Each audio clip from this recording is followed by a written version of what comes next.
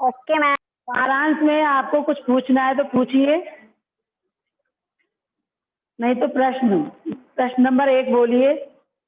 राजस्थान में कुएं किसे कहते हैं?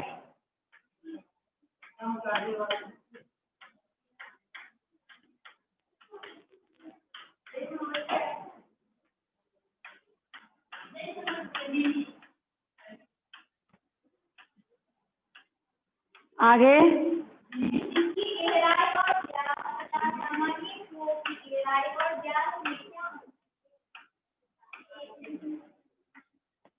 किसकी गहराई? कुएं की, इसकी गहराई और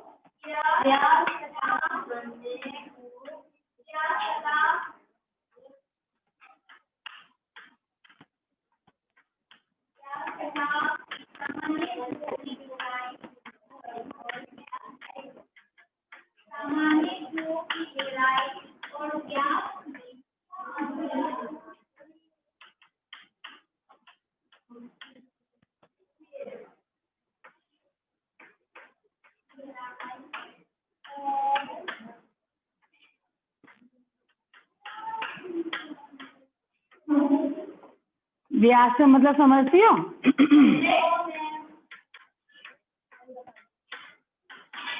मैंने उस दिन बताया था आपको, भूल गई? अंतर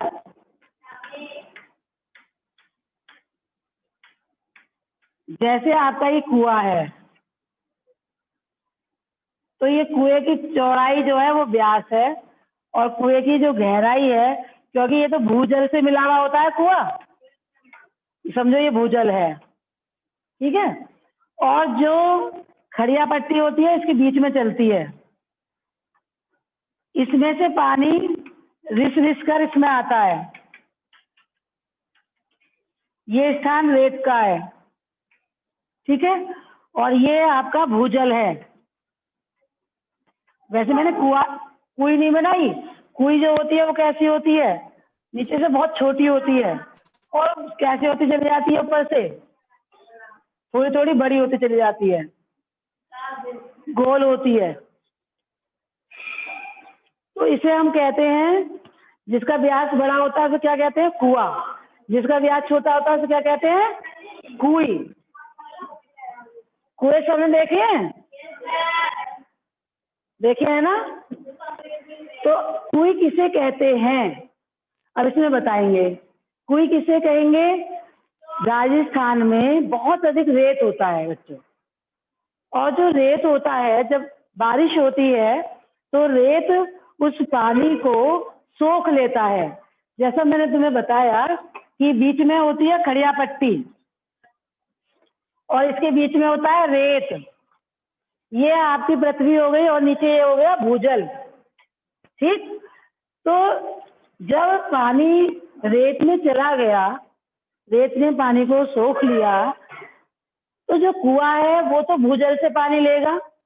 बरसात का पानी सीधे भूजल में मिलेगा जाकर, तो वो क्या बन जाएगा? कुआं। कुएं का पानी बन जाएगा, और वो भूजल से आएगा, नीचे से आएगा। वो पानी कैसा होता है? खारा होता है। लेकिन जो पानी कुई है, कुई यहाँ तक ही बनेगी। समझ में आ गया सबको? जहाँ खड़िया पट्टी होगी वहां से कुई बनेगी। तो आप ये लिखेंगे, राजस्थान में पानी की कमी होती है, रेतीला स्थान होता है। जब बारिश होती है तो रेत के कण बहुत बारीक होते हैं, आपस में चिपकते नहीं हैं, वे पानी को अपने अंदर सोख लेते हैं, और रेत के नीचे जहाँ खड़िया पट्टी चलती है वहां कुई बनाई जाती है, क्योंकि वह नमी जो पानी रेत ने सोख लिया था, वह नमी धीरे धीरे रिसकर उस खड़िया पट्टी वाले स्थान में इकट्ठा होती है, और उसी को हम कुई कहते हैं। कुई के परिभाषा सबको समझ में आ गई? कुई किसे कहेंगे?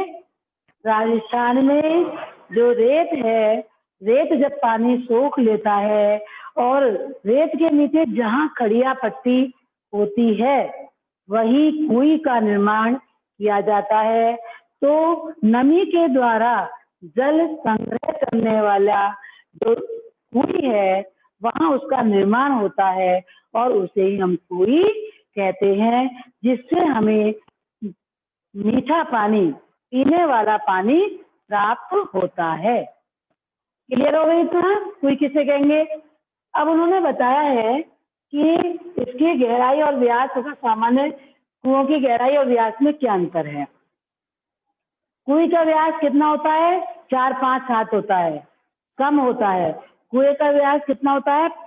15 से 30-35 भी हो जाता है, उसका व्यास ज्यादा होता है। गहराई में कोई ज्यादा अंतर नहीं होता, थोड़ा बहुत तो होता है, क्योंकि खड़िया पट्टी चलेगी वहां आपकी क्या बनेगी? कुई। और जहां भूजल में मिल गया तो वो क्या बनेगा? कुआं बनेगा। तो उसके गहराई में अंतर नहीं होता, लेकिन उसके व्यास में अंतर होता है, क्योंकि कुई खड़िया पट्टी के ऊपर बनती है और रिस रिस कर पानी उस नमी का आता है जो बरसात का पानी रेत ने सोख लिया है। लेकिन कुएं का पानी खारा होता है, वो बरसात का पानी नीचे, जहाँ खड़िया पट्टी नहीं होती तो पानी कहाँ चला जाता है? नीचे भूजल से मिल जाता है। तो उसका व्यास कितना होता है? उसका ज्यादा होता है, उसका कम होता है। और कुछ बात समझ में नहीं आई तो बताइए। क्लियर हो गया क्वेश्चन? समझ में आ गया बच्चों? Yes ma'am. अगला क्वेश्चन, दिनों दिन बढ़ती पानी की समस्या से निपटने में यह पाठ आपको कैसे मदद कर सकता है तथा देश के अन्य राज्यों में इसके लिए क्या उपाय हो रहे हैं, जाने और लिखें। बताइए, समस्या हो रही है नहीं? मानव की यस मैम। प्रवृत्ति के कारण, दोहन नीति के कारण आज पानी की समस्या भयंकर बनी हुई है। मीठा पानी मतलब पीने का पानी तो बहुत कम मिलता है, जबकि हमारा देश 3 तरफ से किसे पानी से घिरा हुआ है, लेकिन पीने का पानी बहुत कम मिलता है। उसका क्या कारण है? प्रश्न क्या है? आप कैसे में ये मदद कर रहा है? शहरों में तो पानी पीने का पानी मिलने की बहुत किल्लत है, पानी मिल ही नहीं पाता है। यह पाठ हमें पानी का उपयोग करना सिखाता है। कैसे? क्योंकि जैसे रिजाड़ी पानी बना, ऐसे हम बरसात के पानी को इकट्ठा कर सकते हैं। बरसात के पानी को इकट्ठा करके पीने योग्य बनाया जा सकता है। ढलानदार छतें बनाकर कहीं एक बड़ा तालाब बनवाकर वहां पर पानी इकट्ठा हो सकता है, उससे बिजली भी बन सकती है और वह पीने के और सिंचाई के उपयोग में भी आ सकता है। और क्या क्या कर सकते हैं हम पानी के लिए? और क्या क्या करेंगे? जल संग्रह करने के लिए हमें ऐसे उपाय करने चाहिए, और बहुत जगह ऐसे उपाय होते हैं। राजस्थान में पानी की कमी है तो वहां तो है ही है, और कहाँ कहाँ हो रहे हैं ऐसे उपाय? बताएं जल्दी से। प्रकृति से उपहार रूप में पानी मिलता है नहीं? Yes ma'am. मिलता है। तो हमें क्या करना चाहिए? प्रकृति हमें पानी देती है, मानो उसका उपहार है, हमें तालाबों का निर्माण कराना चाहिए। तालाबों के निर्माण से क्या होगा? पानी वहां इकट्ठा हो जाएगा, और घरों में भी कुएं बनाने चाहिए। कुएं बनाने के से पानी का संग्रह होगा, पानी की हमें कोई किल्लत नहीं होगी, पानी हमें मिलेगा। जरूरी नहीं सब जगह खारी पानी होता है, हमारे यहाँ तो जगह जगह पानी का स्वाद बदल जाता है। राजस्थान में पानी की कमी है, तो पानी का उपयोग हम अनेक प्रकार से कर सकते हैं, और थोड़ा थोड़ा पानी बचाकर भी हम अपनी आवश्यकता के अनुसार पानी का उपयोग करें। हम क्या करते हैं? सुबह ही अपना, जिनके यहाँ पानी है, समाजसेवी चला लिया, पूरी सड़क को नहला दिया, कार को नहला दिया, और जो ना अपने घर को पूरे को पानी पानी कर दिया। ऐसा नहीं करना चाहिए हमें। यहाँ तक कि ये छोटी छोटी बातें हैं, गिलास में उतना ही पानी लें जितना पिया जाए, वो भी पानी का सदुपयोग है। पानी का दुरुपयोग नहीं करना चाहिए और पानी हमें हर तरह से जहाँ तक भी है बचाना चाहिए। वर्षा के बूंद बूंद जल का हमें संग्रह करके उसका इस्तेमाल करना चाहिए। खेती है, उद्योग है, इन सब के लिए पानी की आवश्यकता होती है नहीं, लेकिन हम क्या करते हैं, हर जगह पानी के उस उपयोग में लापरवाही बरतते हैं और लापरवाही के कारण पानी का दुरुपयोग होता है। तो हम बच्चे हैं, घर पर यदि हम मंजन भी कर रहे हैं तो नल खुला न छोड़ें, ये भी एक पानी बचाने का साधन है। उतना ही पानी प्रयोग में लाएं जितनी आवश्यकता है। तो ये पाठ हमें सिखाता है कि वास्तव में पानी हमारे लिए बहुत महत्वपूर्ण है। जहाँ पानी नहीं होता वह उसकी अहमियत को समझते हैं। हम लोगों को पानी मिल जाता है तो हम उसे वैसे ही फेंक देते हैं या बखेर देते हैं। एक घूंट पानी पिया, सारा गिलास फेंक दिया। सबमर्सिबल चला, बाल्टी भर रही है, उसे फेंक दिया, ताजा पानी भर लिया। तो हमें ऐसा नहीं करना चाहिए। इस पाठ से पता लगता है वास्तव में कितनी मेहनत करके राजस्थान के लोग मीठा पानी बनाते हैं और केवल सारे दिन में 4-5 घड़े उसमें पानी आता है। जैसा उन्होंने कोई साधन ढूंढा, ऐसे ही हमें भी अपने पानी को उपयोग करना चाहिए। वर्षा के जल को व्यर्थ जाने देना नहीं चाहिए। क्लियर हो गया नहीं? Yes, ma'am. ठेकेदारों के साथ गांव समाज के व्यवहार में पहले की तुलना में आज क्या फर्क आया है, पाठ के आधार पर बताइए। ठेकेदारों किसे कहते हैं? देखो, ठेकेदारों, और इनको हम सेलवाजी कहते हैं। सेलवाजी हैं? सेलवाजी भी कहते हैं ना, या बाजो या बाजी। तो ठेकेदारों रहते हैं चिनाई का काम करने वाले। किसका? कुई की चिनाई। कुई की चिनाई करने वालों को हम ठेकेदारों कहते हैं। ये लोग अपने कार्य में बहुत दक्ष होते हैं। जैसा मैंने आपको कल सारांश में बताया था कि कुई का निर्माण करना बहुत कठिन होता है, क्योंकि व्यास बहुत कम होता है और उखड़वा बैठकर एक व्यक्ति बसोली से उसकी खुदाई करता है और तभी छोटी बाल्टी से मिट्टी बाहर आ जाती है। वो सिर पर हैट पहने रखता है और ऊपर से उसको सांस लेने के लिए, हवा के लिए थोड़ी थोड़ी देर में मुट्ठी भरकर रेत नीचे डाला जाता है। हवा से आती है ना, जैसे हम कुछ चीज ऊपर से आएगी तो हवा आएगी, हवा देने के लिए सांस वो ले, जिससे हवा के लिए। तो इससे कठिनाई से बहुत चुनाई होती है। ये लोग अपने उसमें काम में दक्ष होते हैं।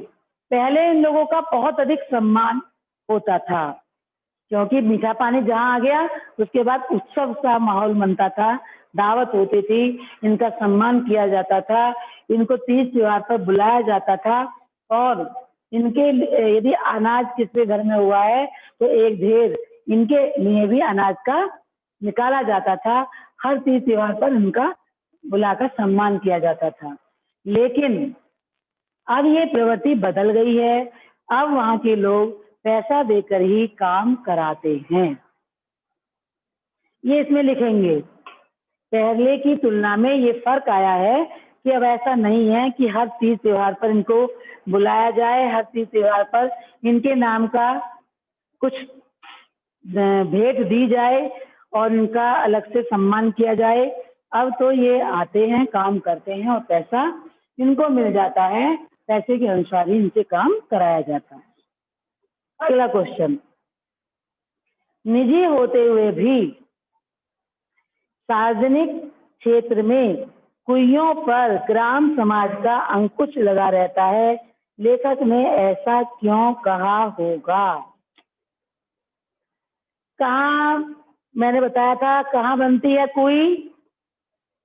कुई कहाँ बनती है बच्चों? जहाँ पर वो होती है खड़िया पट्टी मैम नमी, जहाँ पर खड़िया पट्टी होती है। पट्टी होती है। हाँ जी, जहाँ पर खड़िया पट्टी होती है। आप ये लिखेंगे, कुई का निर्माण उन्हीं स्थानों पर किया जाता है जहाँ पर जमीन उस रेत के नीचे खड़िया पट्टी होती है, क्योंकि वही कुई बन सकती है। मैंने अभी बताया था जब सारांश में, पता कैसे चलता? पता ऐसे चलता है क्योंकि जैसे बारिश हुई, रेत ने पानी सोख लिया, जहाँ खड़िया पट्टी होगी वहां रेत में नमी रहेगी, क्योंकि पानी नीचे भूजल तक नहीं जाएगा थोड़े समय के बाद। और जहाँ खड़िया पट्टी नहीं होगी वहां वो जो रेत है वो खुश्क हो जाएगा। तो जो जानकार लोग हैं, जो इस बात के अनुभवी हैं, वो समझ जाते हैं कि यहाँ पर खड़िया पट्टी है, क्योंकि यहाँ रेत में ज्यादा नमी है, तो ऐसे पता लग जाता है। तो खड़िया पट्टी होती है, वहीं कुई का निर्माण होता है, और यह खड़िया पट्टी सब जगह नहीं होती, ये कुछ ही स्थानों पर होती है। तो जहां भी होती है, सार्वजनिक स्थल पर भी होती है। सार्वजनिक स्थल से मतलब समझते हो? जिसका उपयोग सब कर सके। तो वही खड़िया पट्टी होने के कारण कुई का निर्माण होता है। कुई का निर्माण अपने आप करना पड़ता है, करवाना पड़ता है, उसका पैसा भी करते हैं, खर्च वही, अधिकार भी उनका होता है, लेकिन स्वयं खर्चा करने के बाद भी, अधिकार होने के बाद भी क्या है, सार्वजनिक क्षेत्र में होने के कारण वहाँ ग्राम समाज का अंकुश होता है। उनके कुछ नियम बने होते हैं, उन नियमों के अनुसार ही उन्हें उन कुई का उपयोग करना पड़ता है। जैसे यदि वो नियम ना बनाए ग्राम पंचायत तो क्या होगा? वहां तो भीड़ लग जाएगी, या बहुत जगह कुई बनवा लेंगे लोग बाग। जब कुई बन जाएगी तो क्या होगा? नमी बट जाएगी। भाई मानो एक जगह, बहुत इतनी सारी जगह में, बहुत सारी जगह में खड़िया पट्टी है, यदि एक ही जना उस स्थान पर कुई बनवाए तो क्या होगा? या उस स्थान में बहुत सारे जने बनवाए तो वो नमी बहुत जगह बट गई। मानो ये कमरा है, कमरे में किसी ने एक कुई बनवाई तो उस कमरे की नमी एक कुई में आएगी, और यहाँ 2-3 कुई बन गई तो नमी किस में जाएगी? 2-3 कुई में चली जाएगी, तो पानी बट गया। इसलिए क्या होता है? वहाँ अंकुश होता है, कितनी कुई बनानी है, किसको बनवानी है, और पैसा खर्च करने के बाद, अधिकार होने के बाद भी ग्राम पंचायत का वहाँ अंकुश इसलिए लगाना आवश्यक है क्योंकि यदि ऐसा ना होगा तो वहाँ अव्यवस्था हो जाएंगी, तो इसलिए उनका अंकुश जरूर होता है। क्लियर हुई है नहीं? Yes ma'am. Yes ma'am.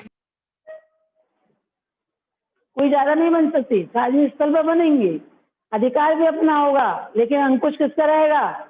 ग्राम पंचायत का, ग्राम समाज का। क्यों होता है ऐसा? अव्यवस्था ना हो, और जो नमी है पानी की, मैम सब लोग उसका यूज कर सकें। हाँ नहीं, पानी की नमी का जो बंटवारा ना हो। यदि बहुत सारी कुई बन जाएंगी तो क्या होगा? नमी का बंटवारा हो जाएगा, हर कुई में बहुत कम पानी जाएगा, इसलिए उनका अंकुश रहता है, उनके अनुसार ही कुई बनती है जहां बनवाना चाहें वो। क्लियर हो गया? बहुत जरूरत होती है तभी Yes, पर नई ma'am. कुई का निर्माण होता है। नियंत्रण, जैसे माने एक मॉनिटर का नियंत्रण होता है अपनी क्लास पर, ऐसे उनका होता है, क्योंकि बहुत जरूरत होने पर नई कुई का निर्माण होता है। स्थान तो वही है, मानो कोई कहे भाई हम पे तो पैसा, हम नई कुई बनवा लें, तो वो सबको अनुमति नहीं देंगे। यदि अनुमति दे देंगे तो क्या होगा? जो नमी तो उसके अंदर उतनी है, पानी कहीं से आने वाला तो है नहीं, पानी तो वही आएगा जो उसने सोख रखा है।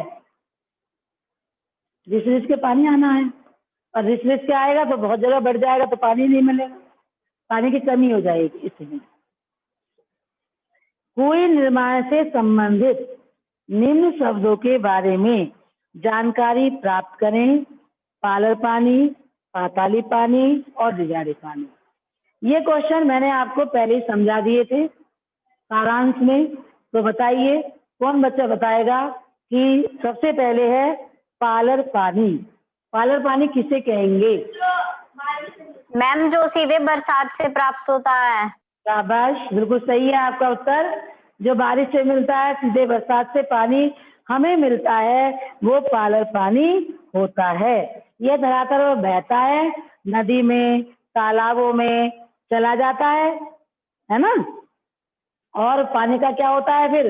वाष्पीकरण हो जाता है पानी का, और पानी, काफी पानी जमीन के अंदर भी चला जाता है। देखो बारिश हुई, ऊपर से बारिश हो रही है, नदी नाले में पानी आए, यहाँ पर नदी बन रही है, तालाब बन रहे हैं, तो पानी क्या होगा बारिश का? हम अपने घर में ही, ये बारिश हो रही है, ये बादल है हमारे, ठीक है, बादल का पानी आ गया, हमारे घरों में ही हमने अपनी बाल्टी रख दी, वो भर जाती है नहीं? तालाब है तो पानी तालाब में चला जाएगा, नदी है तो नदी में चला जाएगा, उसका वाष्पीकरण हो जाएगा, और काफी पानी कहाँ चला जाता है? नीचे चला जाएगा। कहाँ पर? भूजल में। तो पालर पानी जो सीधे बरसात से प्राप्त होता है उसे पालर पानी कहते हैं। यह पृथ्वी पर बहता है, धरातल पर आता है, नदियों में, तालाबों में इकट्ठा हो जाता है, वहां से पानी का वाष्पीकरण हो जाता है, और काफी पानी कहाँ चला जाता है? नीचे पृथ्वी के अंदर भूजल में मिल जाता है। दूसरा पानी है आपका पाताली पानी। किसे कहेंगे पाताली पानी? बताइए, कौन बताएगा? मैम जो वर्षा मैम जो पड़ती है वो कुओं से पानी निकाला जमीन पे जाता धस है। जाता है और एक भूजल बच्चा बन जाता बोलेगा है। बच्चों, एक बच्चा बोलेगा। मैम वर्षा से जो पानी प्राप्त होता है और वो जमीन में जाके धस जाता है और भूजल बन जाता है। ठीक है, जब पानी बरसात होती है और बरसात का पानी नीचे भूजल से जाकर मिल जाता है तो वो पानी पाताली पानी होता है। कैसे निकालते हैं हम इस पानी को?